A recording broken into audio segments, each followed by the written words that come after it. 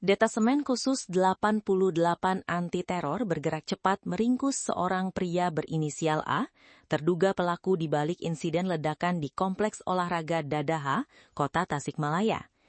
Penangkapan yang berlangsung di kediamannya di kawasan Cilembang, Cihideng, Kota Tasikmalaya pada Minggu 12 Juli 2026 tersebut mengungkap fakta mengejutkan.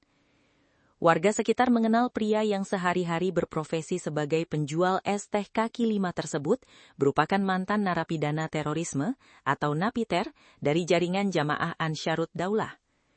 Ketegangan yang berujung pada tindakan teror ini bermula dari perselisihan di area kuliner kaki lima di Kompleks Olahraga Dadaha pada Sabtu 11 Juli 2026 pukul 23.00 WIB.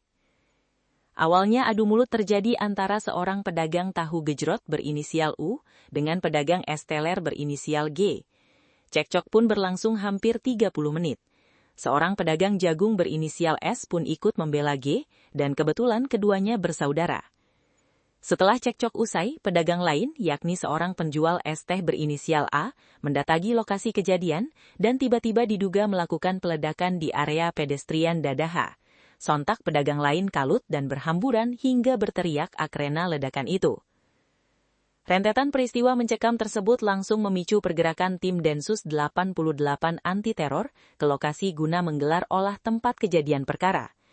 Dari penyisiran awal di lapangan, petugas menemukan sejumlah barang mencurigakan yang mengarah kuat pada kepemilikan A. Aparat gabungan kemudian melakukan pengembangan ke rumah kontrakan A dan menyita beberapa barang bukti penting, termasuk sebilah senjata tajam jenis belati, senapan mimis, serta beberapa buku. Hingga saat ini proses interogasi intensif masih terus dilakukan penyidik terhadap A, beserta dua orang lainnya berinisial S dan U, yang ikut terseret dalam pemeriksaan kasus tersebut.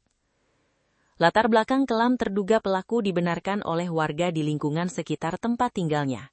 Nurdin, 54 tahun, seorang warga setempat, mengungkapkan bahwa identitas A sebagai mantan narapidana kasus terorisme kelompok JAD sebenarnya sudah diketahui, terlebih statusnya masih berada di bawah program pembinaan. Guna menjambung hidup, A sehari-hari mendorong gerobak dagangannya untuk menjajakan es teh manis di trotoar Komplek Dadaha.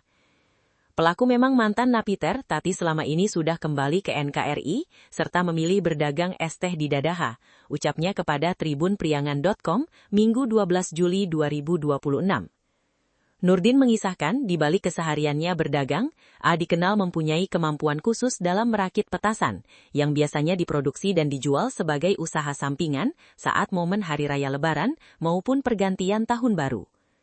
Asalnya Tasikmalaya, tapi domisili di Cilembang barang istrinya mengontrak di sini, tuturnya. Di sisi lain, Ketua RT 02/13 Ade Mumu mengaku terkejut dengan adanya penggeledahan dan penangkapan pada Minggu 12 Juli 2026 ini. Ia memaparkan bahwa koordinasi penangkapan memang berawal dari riwayat keributan di Dadaha yang berbuntut pada penemuan barang terlarang milik tersangka. Sudah berkeluarga dan mengontrak 2 bulan dan saya juga sebagai RT baru tahu tadi. Ada barang bukti yang ditemukan, tapi tidak ada bahan peledak, hanya ada buku dan senapan mimis. Saat disinggung perihal rekam jejak tersangka yang kerap memproduksi petasan, Mumu mengaku tidak mengetahuinya, lantaran sang tetangga dikenal sangat tertutup dalam kehidupan sosial.